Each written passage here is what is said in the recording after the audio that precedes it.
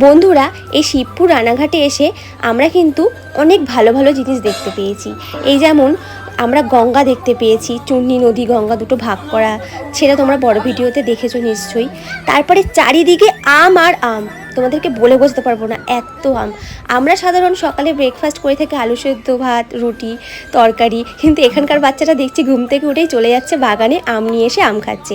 আর এখানে অনেক বাচ্চা ছিল, সব থেকে ছোট বাচ্চা হলে এই বাচ্চাটা, এতটাই ছোট্ট, ওর 1 বছর তো দূরের কথা, মানে কয়েক মাস যতটা সম্ভব, আমি সঠিক বলতে পারলাম না, আমি জিজ্ঞাসা করেছিলাম। আর এই যে নাইটি পরে দাঁড়িয়ে আছে, ইনি হলো ওর মা।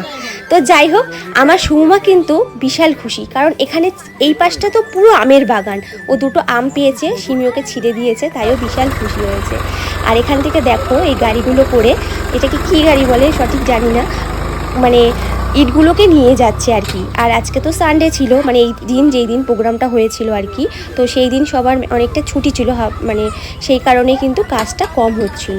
আর এখানে দেখো সবাই মিলে কাজকর্ম করছে। আজকের মতন সবাইকে টাটা।